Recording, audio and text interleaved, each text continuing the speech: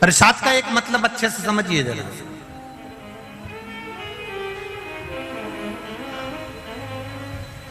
प्रसाद का एक मतलब होता है अपने आप मिल जाना। प्रसाद मांगा नहीं जाता, प्रसाद जो देता है वो हाथ बढ़ाकर देता है।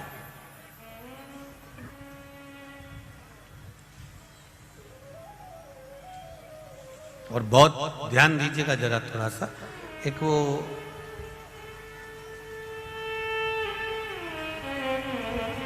एग्जाम में किसी विषय में बच्चे को 5 नंबर, 4 नंबर, 7 नंबर ज्यादा मिलते हैं किसी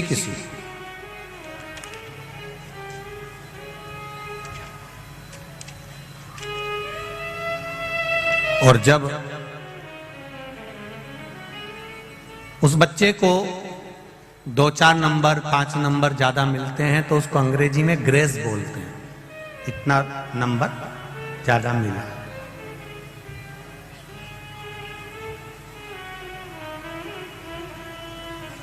मतलब वो उसने मांगा नहीं है। एग्जाम देते समय उसने ये नहीं लिखा था कि मुझे इस नंबर में, इस सब्जेक्ट में इतना ग्रेस देना, इतना ज्यादा देना, ये उसने बोला नहीं। प्रसाद को अंग्रेजी में ग्रेस भी कहते हैं, मतलब मांगा नहीं जाए और मिल।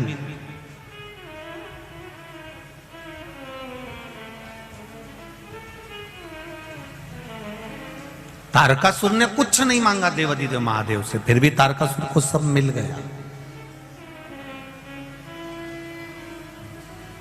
तारकासुर का एक सुंदर महल था, सुंदर नगर था, सुंदर खूब बंगला ने राजसी ठाट तारकासुर का था। उसने मांगा कुछ नहीं, उसको ग्रेस में मिल गए।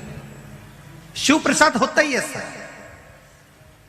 शंकर भगवान को जल चढ़ाओ, बेलपत्री चढ़ाओ, तुम कुछ भी मत मांगो तो भी शंकर भगवान अपने मंदिर से जाने वाले को, अपने देवालय से, अपने शिवालय से जाने वाले को ग्रेस मतलब कुछ ना कुछ देकर भेजी देते हैं, भले वो मांगे ना मांगे, हाथ फैलाए ना फैलाए, कुछ ले ना ले, वो हाथ बढ़ा कर देता है।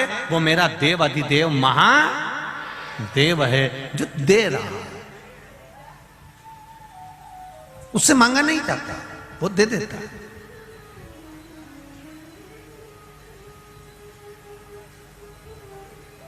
खाली न जाता कोई दर से तुम्हारे, खाली न जाता कोई दर से तुम्हारे, मैं भी खड़ा हूँ नन्ही बाहें पसारे, मैं भी खड़ी हूँ नन्ही बाहें पसारे, अपने हृदय से लगा लो गिरा जा रहा हूँ, उठा लो प्रभु अपने दर से अब तो न टालो, गिरा जा रहा हूँ, उठा लो। आप शिव के मंदिर जाएं, आप शंकर भगवान की चौखट पर जाएं, आप शिव के द्वार जाएं, मांगने की जरूरत नहीं है आपको, वो दे देगा। आपके हृदय में क्या है वो जानता है।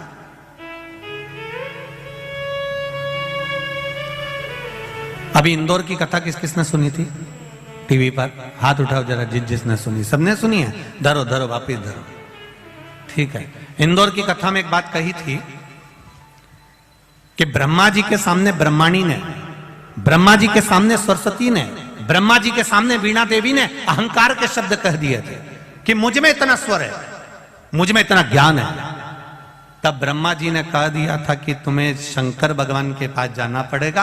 तुम रुका जी के पास गई, तुम रुका जी ने उनको ज्ञान नहीं दिया, तब जाकर शिव जी ने उनको शास्त्रीय संगीत का सुर प्रदान किया। जब सरस्वती माता को स्वर दे दिया गया, जब सरस्वती माता को भगवान शंकर ने, नटराज ने सब कुछ दे दिया, तब माता सरस्वती ने नटराज से कहा, भोलेनाथ जी से कहा, मेरे लिए भी तो कोई आज्ञा करो, आपने मुझे इतना दिया है तो मैं गुरु दीक्षा में आपको क्या दूं? मैं आपको क्या प्रदान करूं? यह प्रसंग उस दिन रह गया था। आज अनंग त्रयोदशी के दिन यह प्रसंग वापिस आया है, इसको अच्छे से सुनना। भगवान शंकर जी से, नटराज जी से सरस्वती जी कह रही हैं कि आपने मुझे स्वर दिया, आपने मुझे संगीत दिया, आपने मुझे सब कुछ प्रदान करा, अब मेरा भी तो फर्ज बनता है, मेरा भी तो कोई फर्ज है कि अपने गुरु को कुछ दूं। मैं अपने गुरु को मैं कुछ प्रदान करूं, ये मेरा फर्ज है। क्या दूं मैं आपको? देवादिदेव महादेव ने जो मांगा वो संपूर्ण विश्व के कल्याण के लिए मांगा। क्या मांगा मेरे महादेव ने? मेरे महादेव ने कहा, वीणा देवी, सरस्वती सुनो, जैसे जरासंध और दुर्योधन ने जो मांगा था, भीम के हृदय की बात आपने माता पार्वती को बताई थी, बस मेरे शिवालय में, मेरे मंदिर में, मेरे देवालय में कोई जल चढ़ाने आए या बेलपत्र चढ़ाने आए या भूल से भी मेरी देहली पर चढ़ जाए, उसके मन में क्या चल रहा है आप तुरंत बस नंदी से जाकर कह देना, नंदी मुझे बता देगा। मैं शाम को प्रदोष काल के समय रोज भ्रमण पर जाता हूं, मैं कल्याण कर दूंगा। बस इतनी ही सुना। अब वीणा देवी सरस्वती का काम क्या है?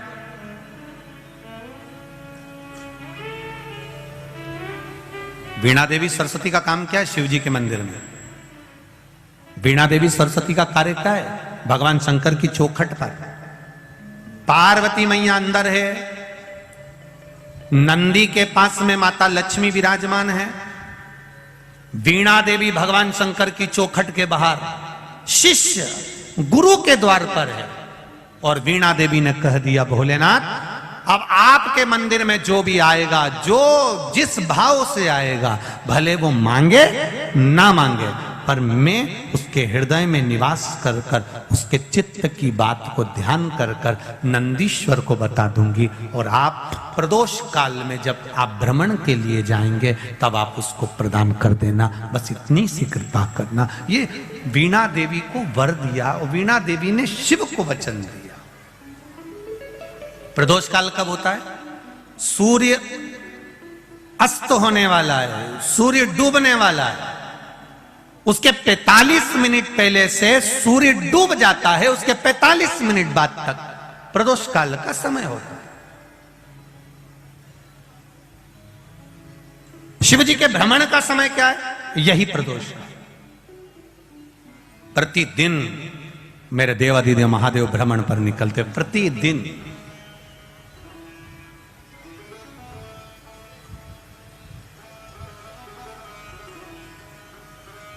प्रदोष काल के समय पर वट वृक्ष के नीचे दिया लगाया जाता है। वट वृक्ष के नीचे लौंग का मात्र भोग रख दिया जाता है। लौंग मात्र, अगर वट वृक्ष के नीचे दिया लगाकर एक लौंग का जल या लौंग भगवान वटकेश्वर महादेव के नाम से भी अगर शिव को समर्पित करी है तो ये निश्चित है कि कर्जा कितना भी भारी होगा वो कर्जा चूकेगा जरूर, और कहीं ना कहीं से लक्ष्मी की व्यवस्था देवादिदेव महादेव करेंगे। एक पत्र आया है, इसी कर्जे को चूकने वाला एक पत्र, किसी ने अपना फोटो भी भेजा। देखिए,